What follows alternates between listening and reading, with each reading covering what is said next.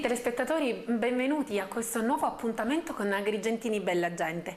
L'ospite e protagonista assoluto di questa puntata è una donna, un'artista che non si è limitata ad affermarsi personalmente, ma ha generosamente esteso la sua professionalità e il suo straordinario talento, mettendolo a disposizione ai tanti giovani agrigentini che grazie a lei sono diventati bravi ed apprezzati cantanti. Avete sicuramente capito che si tratta di Lia Minio, apprezzata cantante e insegnante di canto e interpretazione musicale. Benvenuta. Grazie, benvenuta anche a te. Io ti ringrazio innanzitutto per averci ospitato in questa splendida location che è la tua accademia, l'Accademia Palladium di Favara, che è il cuore pulsante della tua attività. Sì, diciamo che è una parte della mia vita, anche perché gran parte delle giornate le trascorro proprio qui all'interno della mia accademia. Ma la tua vita musicale, da dove è partita? Tu hai respirato subito questa passione per la musica anche in famiglia, no?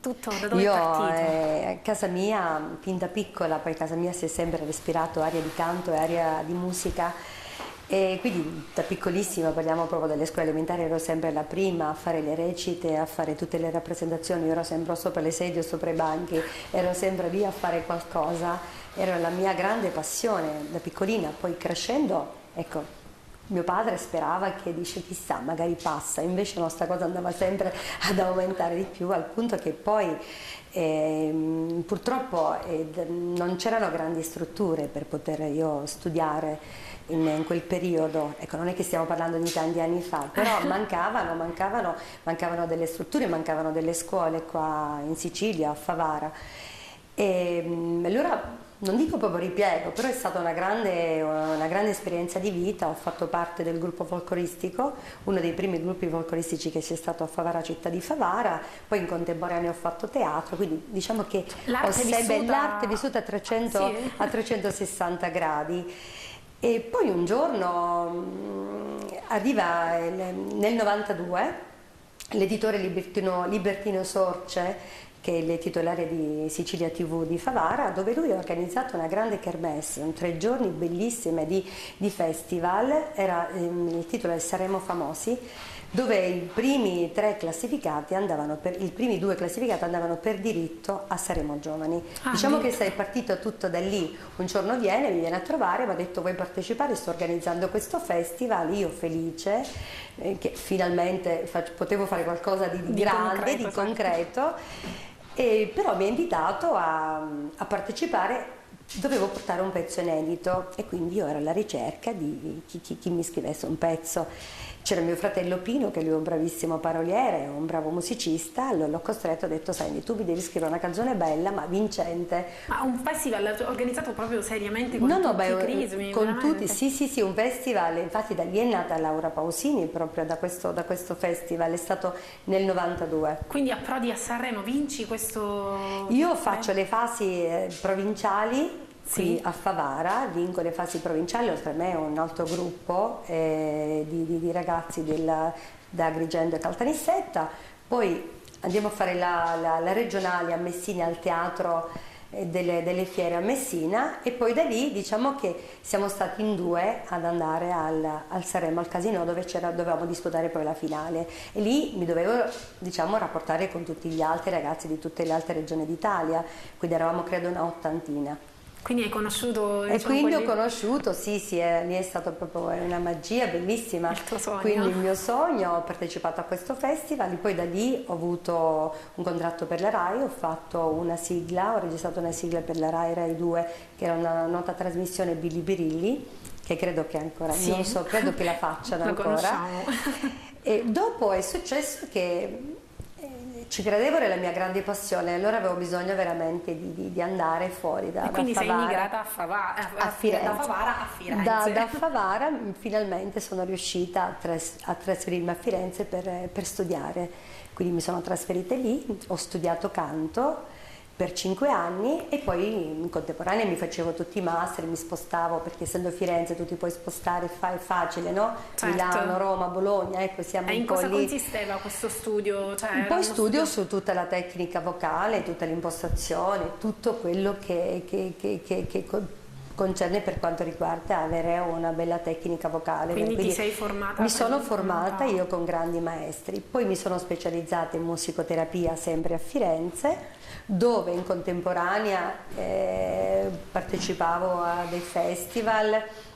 E poi in quel periodo c'era mio fratello Salvo che stava organizzando un progetto Afrosic, e quindi noi, diciamo, la nostra casa era all'Arione 10, dove lì è uno studio di registrazione dove è frequentato da Paolo Vallesi, Irene Grandi, Masini, Bigazzi, che adesso purtroppo non c'è più.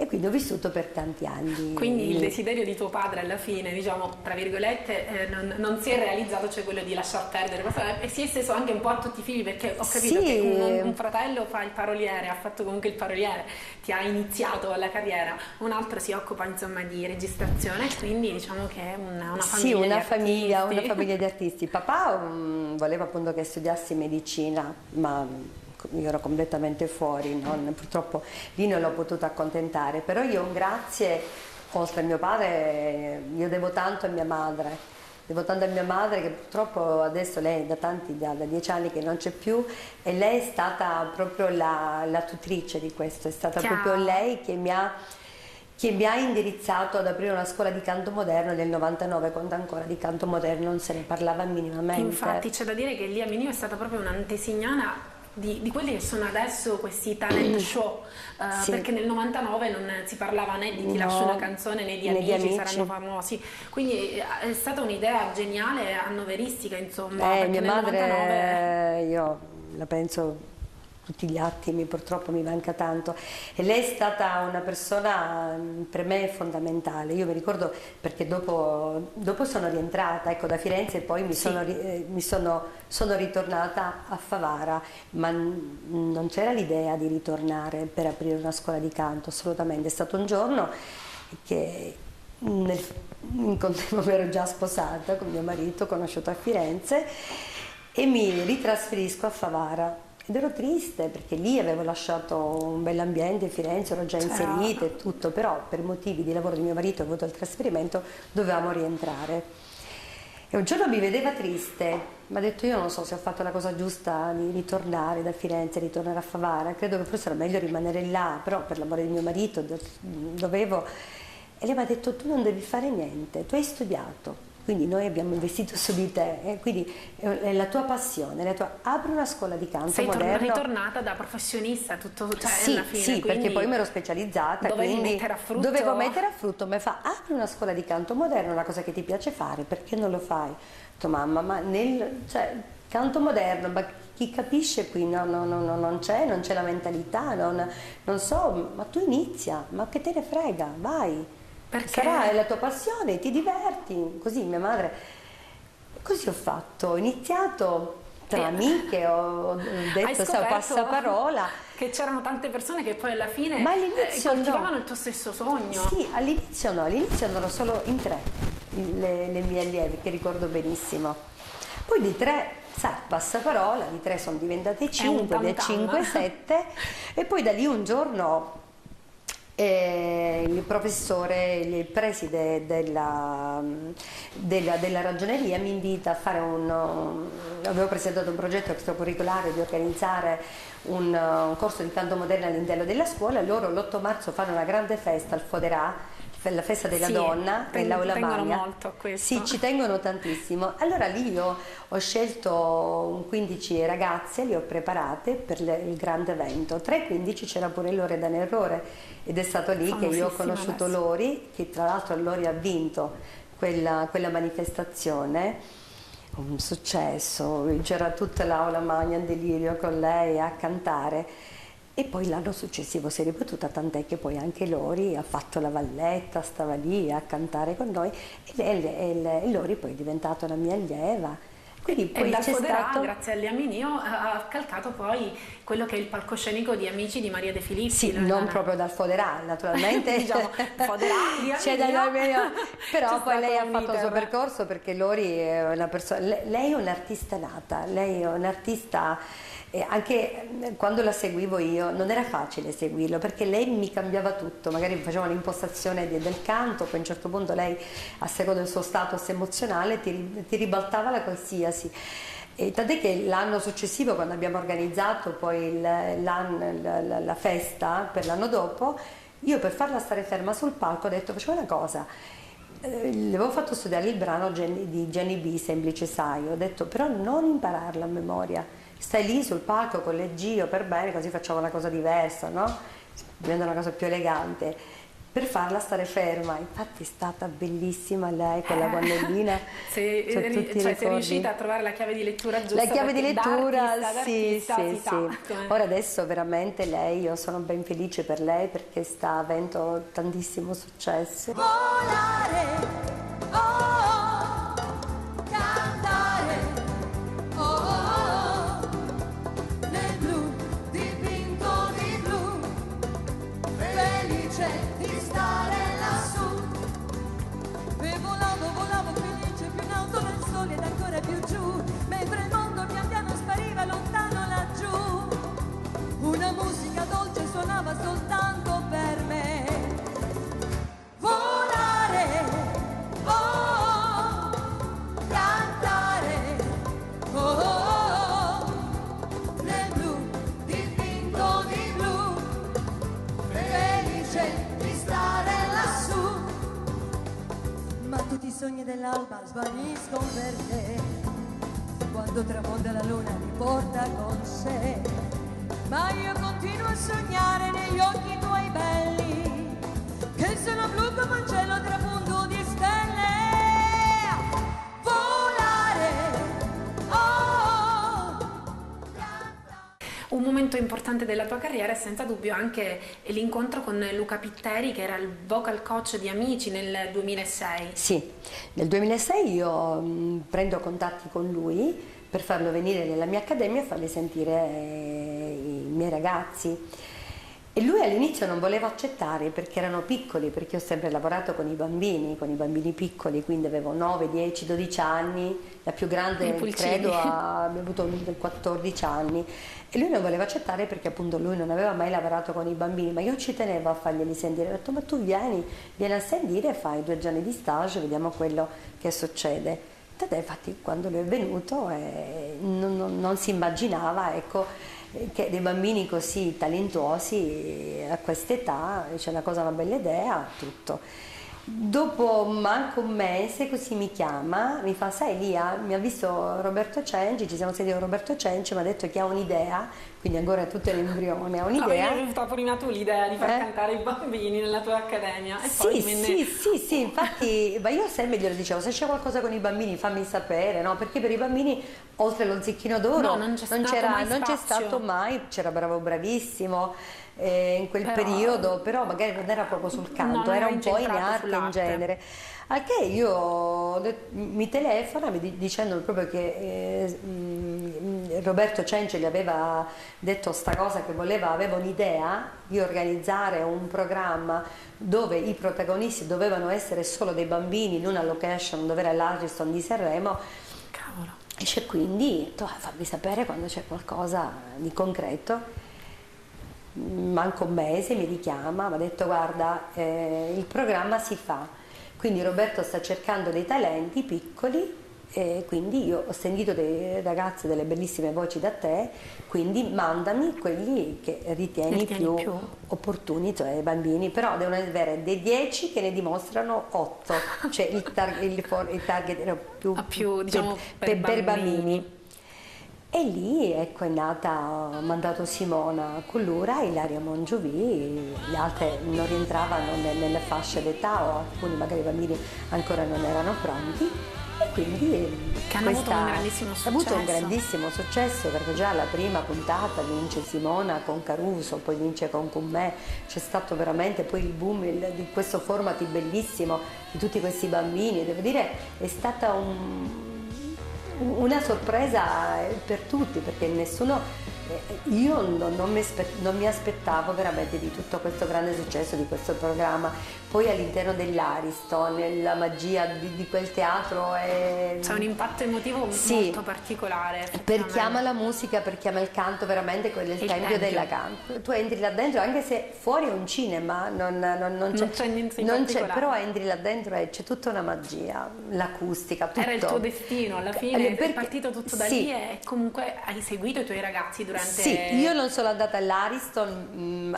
sul palco a calcare l'Ariston, però ci ho mandato i miei allievi e quindi ero lì presente in tutto ed è stato bellissimo. È una grande proprio. bella soddisfazione. Sì, oltre poi quindi la prima edizione hanno scelto 2 bambini, l'anno dopo ne hanno scelto 3, l'anno successivo ne hanno scelto 5, poi 1, poi altri 2, diciamo in 12 allievi a Ti lascia una canzone. Cioè sei un punto di riferimento a questo punto per questi programmi, visto e considerato che qui si può attingere veramente a materiale di qualità, cioè bambini con voci curate da te, insomma. Sì, infatti la mia soddisfazione è proprio questa, perché sono bambini che nascono e crescono qua all'interno della mia accademia.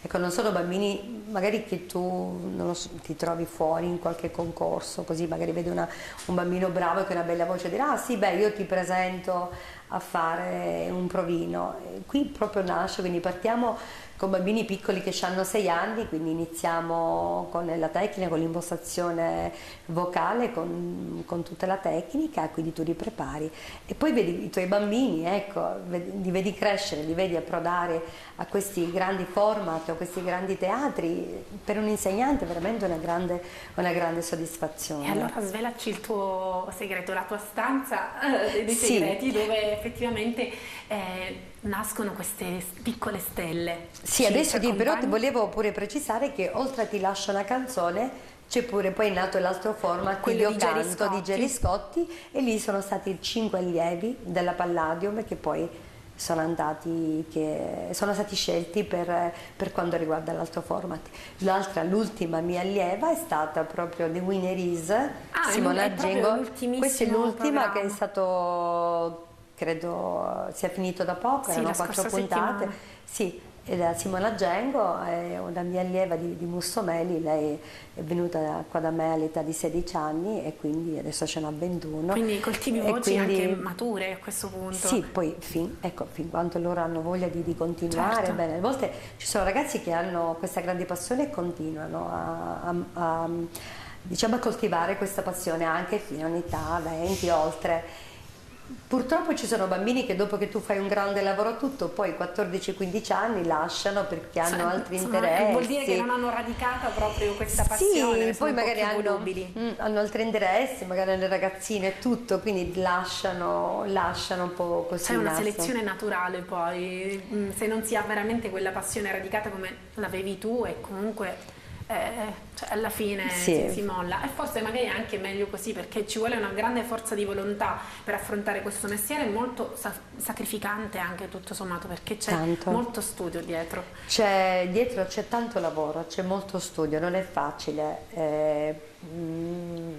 anche specialmente lavorare con i bambini, perché bisogna anche stare molto attenti, ecco, non prestare molto la mano, quindi anche a livello dell'impostazione. E quindi poi i sacrifici che fanno i bambini, perché io ho tanti allievi che vengono anche da fuori di Favara, vengono da Messina, da Palermo, da Catania, da Noto. È sacrificante. E quindi sono sacrificanti, c'è molto sacrificio.